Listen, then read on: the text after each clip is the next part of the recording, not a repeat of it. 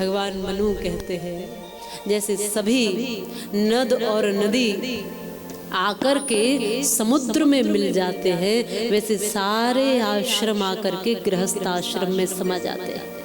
जैसे सारे नद नदी समुद्र में समाते हैं, वैसे सारे आश्रम गृहस्थ में समा जाते हैं। इतना ऊंचा स्थान है ये, इसको जाना नहीं है ना। इस योगमय स्थान को हमने भोगमय जीवन में बदल दिया है, इसलिए ये बहुत छोटा बना दिया, छोटा लगता है।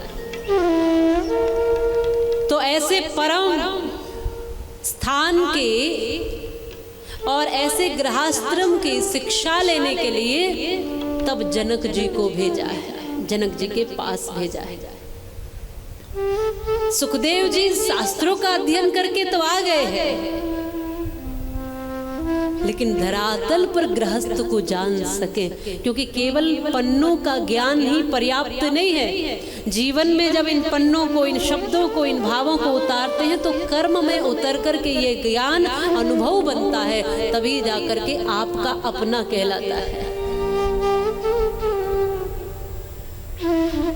राजा जनक जो देह में है, पर देह में रह के भी विदेह है।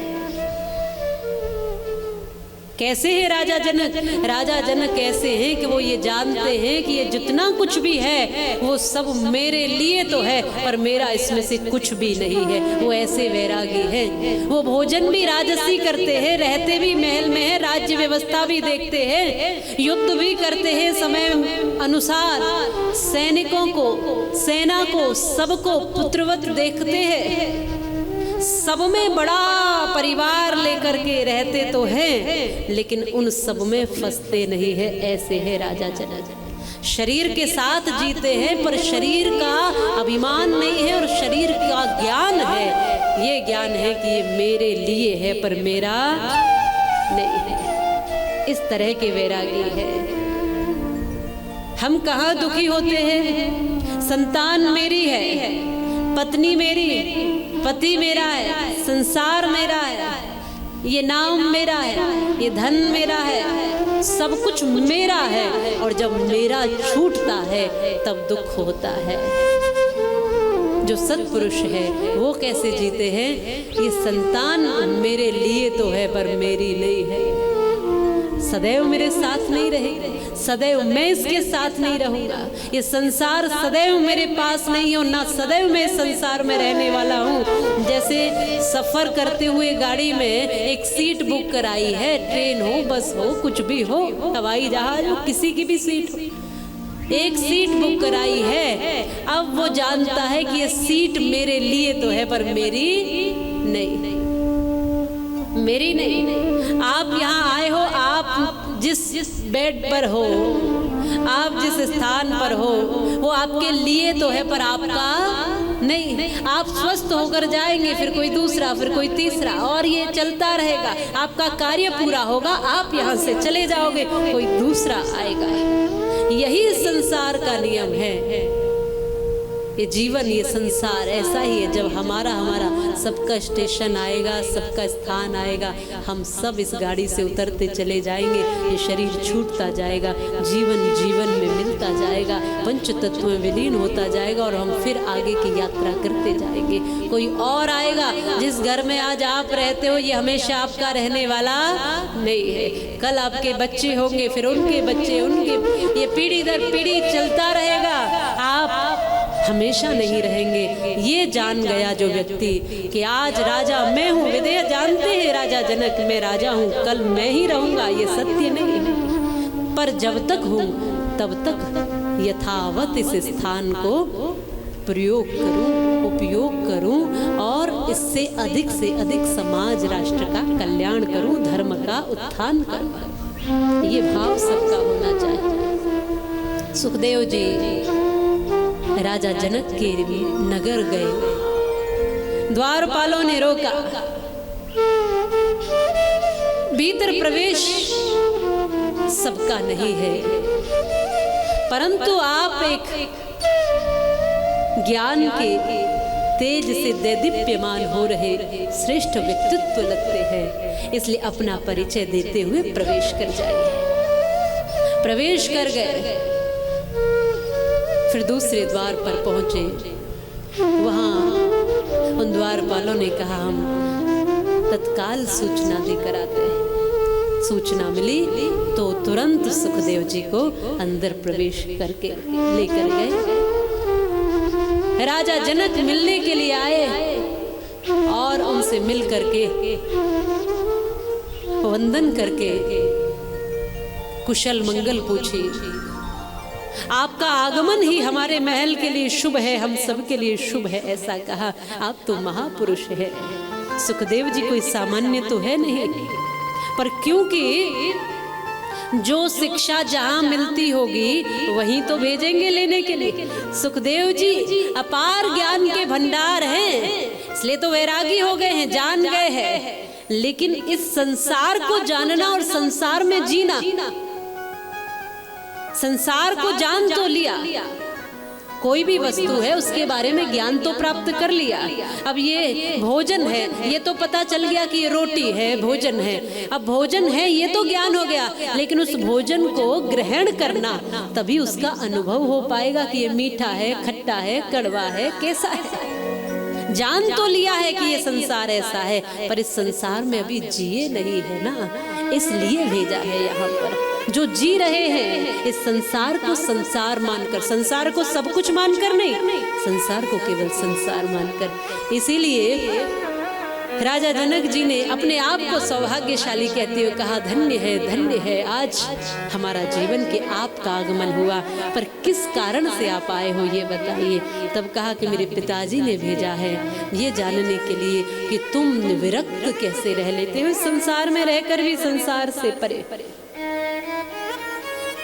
हम कैसे कल्याण करेंगे, यदि यहाँ उलझ जाएंगे तो कैसे फिर हम आत्म कल्याण कर पाएंगे। राजा जनक कहते हैं उलझना किसको है, उलझने के लिए हम आए ही नहीं हैं। यदि चाहोगे तो उलझोगे। जैसे मकड़ी अपना जाला खुद ही तो बनाती है, कोई और उसको फंसाता नहीं है, वो उसमें स्वयं उलझ जाती है और फिर उलझ कर कहती है कि मैं इस मकड़ी के जाले ने फंसा ली। जाले ने नहीं फंसाया, स्वयं बनाया और स्वयं फंसे। हमने सारे बंधन स्वयं तैयार किए, स्वयं खड़े किए और हम स्वयं उस बंधनों में फंस गए हैं। तो निकलने के लिए भी हमको स्वयं आगे बढ़ना पड़ेगा। हम ही चाहते थे ना कि गृहस्थ में आए, हम ही चाहते थे संतान हो। अब गृहस्थ में आए, संतान भी हो गई, सब कुछ हो गया, घर बन गया, सब ठीक ठाक है, लेकिन फिर भी सुखी नहीं है ना, तृप्त नहीं है। क्यों? फिर क्यों कह रहे हो कि उलझ गए हैं? इस घर में आकर विवाह करके उलझ गए, इसमें किसी और ने उलझाया नहीं। आप कहते हो पत्नी की वजह से उलझ गए, पति की वजह से उलझ गए, बच्चों की वजह से उलझ गए, कुछ लोगों की वजह से उलझ गए। ये सत्य नहीं है, आपने खुद ही ये उलझन बनाई और खुद ही उलझ गए। बहुत से लोग इस ग्रस्त में रहकर आत्म कल्याण भी तो करके गए हैं, वो तो नहीं उलझ पाए, फिर आप ही क्यों उलझे? क्योंकि आप जीना नहीं जानते कि जीना कैसे है इस ग्रस्त में। हर रिश्ते से प्रसन्नता मिल सकती है, बस अपेक्षा नहीं होनी चाहिए। अपेक्षा करोगे तो दुख मिलेगा और अपेक्षाएं छोड़ दोगे तो सुखी हो जाओगे। ये संतान पैदा की है, अब जो हम नहीं कर पाए वो ये संतानें करें, ये अपेक्षा रखोगे तो दुखी हो जाओगे। यदि संतान से चाहते हो ये डॉक्टर बने, हम नहीं बन पाए, अब संतान डॉक्टर नहीं बन पाई तो दुखी हो जाओगे। देखो मैं जो चाहता था वो मेरे बच्चों ने नहीं किया। अरे संतान को जीवन दिया है, संतान को रास्ता भी दो और संतान को ऊंचा बढ़ने दो, अपने सपने दो, अपने उनको पंख दो, उनको उड़ने दो। जरूरी नहीं कि तुम जो चाहते हो वैसा ही संतानें करेंगी। अरे संतानों को सही मार्ग दो और संतानों को जीने दो। अपेक्षाएं और इच्छाएं और उम्मीदों के ऐसे जंजाल खड़े किए कि हमने गृहस्थ में आकर हमने अपने जीवन को ग्रस्त बना लिया। गृहस्थ में ग्रस्त हो गए, दुखी हो गए, अतृप्त हो गए। जनक जी कहते हैं जिस भी स्थान पर रहो सुखदेव जी, गृहस्थ को धारण करने में बुराई नहीं है, बस समझने में थोड़ा सावधानी रखनी है। हमारे शास्त्रों में जो वर्णन दिया, फिर उन चारों बातों को समझाया, ब्रह्मचर्य, गृहस्थ, वानप्रस्थ और संन्यास। और ये कहा कि तुम जहाँ भी रहोगे, यदि वैरागी हो जाना चाहते हो, बताया ना सुखदेव जी ने कि मैं वैरागी होना चाहता हूँ, मैं नहीं गृहस्थ में जाना चाहता, पर मेरा पिता चाहते हैं। तब जनक जी ने कहा कि यदि वैरागी बन करके जंगल में भी चले गए तो किसी न किसी से तो राग वहाँ भी हो जाएगा, किसी पेड़ से, किसी पशु से, किसी स्थान से, किसी जीव से, किसी जंतु से। देखा है ना कि घर छोड़ दिया है और घर छोड़ करके सन्यासी हो गए। अब सन्यासी होकर बहुत बड़ा आश्रम बना लिया, छोटा घर छोड़ा, बड़ा आश्रम बना लिया। बड़ा बनाने में कोई समस्या नहीं है, यदि भावनाएं त्याग की हैं तो कितनी भी बड़ी भूमि है, सारी वसुधा ही अपनी है, बनाने में बुराई नहीं, लेकिन उस आश्रम को अपना मानने में बुराई है। अरे छोड़कर ही घर से इसलिए आए थे कि अब कुछ अपना है ही नहीं है, अब जो कुछ है सब परमात्मा का है और लोक कल्याण के लिए है। लेकिन वहां भी होड़ लगी हुई है कि हम बड़े कैसे बने, हम अधिक कैसे बने। यदि सन्यास धारण करके भी दुखी हो रहे हो तो सन्यास को धरा ही कहाँ है। अलग अलग लोगों के दुख है, केवल गृहस्थी दुखी नहीं है, दुखी सारे बहुत सारे सन्यासी भी। हाँ, उम्मीदें जहां होंगी वहां दुख होगा, अपेक्षाएं जहां होंगी वहां दुख होगा।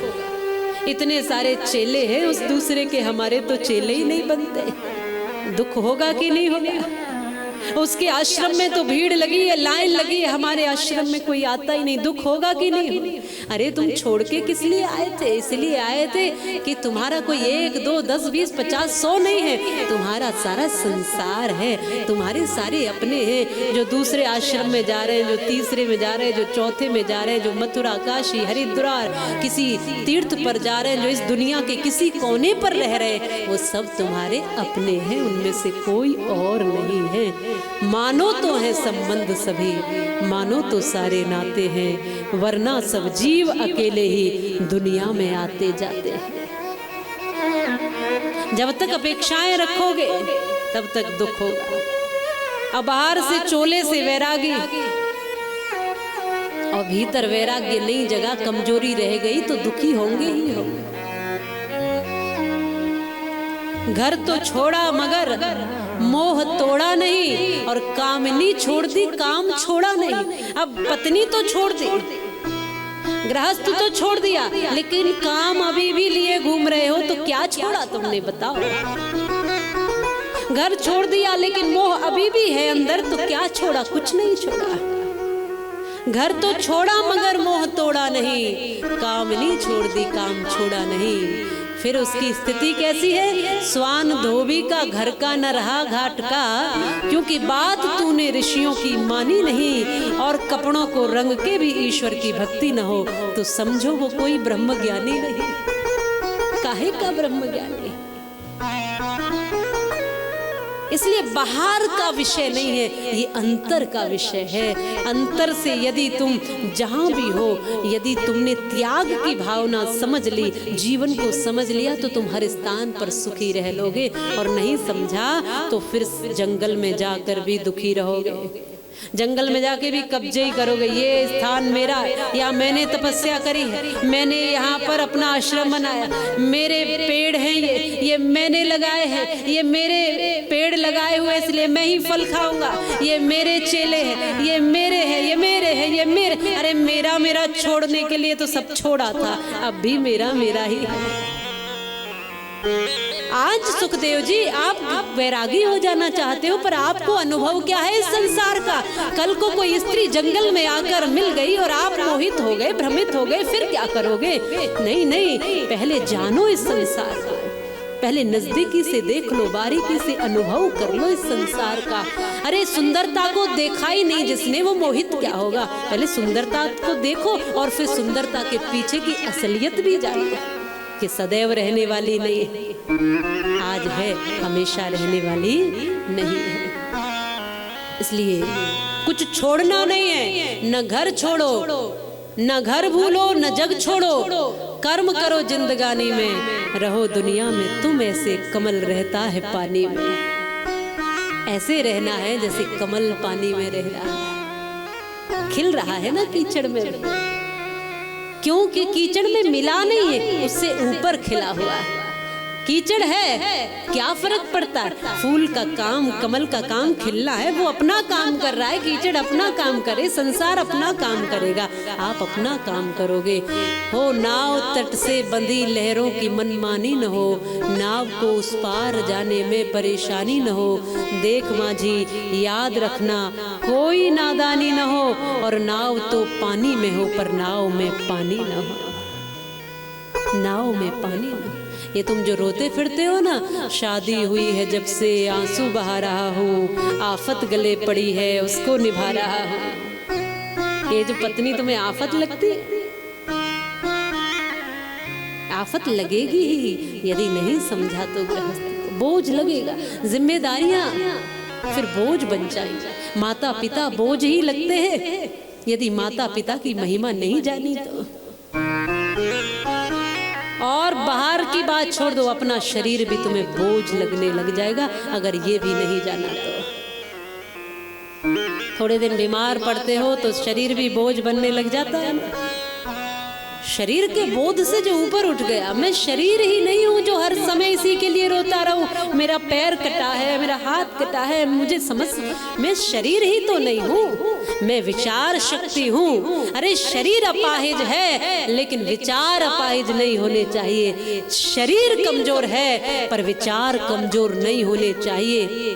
वो जिसने एवरेस्ट पर फतेह किया, जो भी यहाँ जो विकलांगता को लिए हुए भाई बहन हैं, जो अपने आप को कमजोर समझे हैं, वो याद रखना, जिसने एवरेस्ट की चोटी को फतह किया, जिसका नाम अरुणिमा, आपने उसकी कथा स्टोरी भी सुनी होगी, पूरी कहानी भी सुनी होगी। उसके पैर नहीं थे, बिना पैर के भी नकली पैर से उसने एवरेस्ट की चढ़ाई चढ़ ली और एक इतिहास लिख दिया। तो शरीर से व्यक्ति विकलांग नहीं होता, विकलांग होता है जब वो विचारों से विकलांग हो जाता है, विचारों से कमजोर हो जाता है, तभी वो गिरता है। नहीं तो विचार जिसके मजबूत हों उसने बड़ी ऊंचाई प्राप्त कर ली। शरीर क्या है, आज अस्वस्थ है कल ठीक होगा, इस बात का आत्मविश्वास जगाना, इस बात का भरोसा जगाना। हमेशा थोड़े अस्वस्थ रहेंगे, एक भरोसा लेकर के जाना यहाँ से। ये संसार की सच्चाई है, जो कुछ दिख रहा है वो सदैव रहने वाला नहीं है। इसलिए जनक जी कहते हैं, हे महाराज, हे सुखदेव जी, पहले जानो इसको भी, नहीं तो उम्र भर गृहस्थ को दुत्कारते रहोगे कि गृहस्थ बहुत ठीक नहीं है, बंधन का कारण है। जिन्होंने नहीं जाना उन्होंने बहुत से बंधनों का कारण बता दिया। बंधन का कारण कोई स्थान या आश्रम नहीं है, बंधन का कारण व्यक्ति का मन है। अगर मन से बंधन खुल गए तो फिर कहीं पे भी रहे कोई चिंता नहीं है। मन सा न जग में प्रकाश कोई सच्चा मित्र, मन सा न और कोई शत्रु हुड़दंगा है। मन से ही शांति गीत, मन से ही रीत प्रीत, मन से ही कलह कपट द्वेष दंगा है। मन ही मिलाता ईश, मन ही दिलाता मुक्ति, और मन ही तो डालता सुकर्म में अड़ंगा है।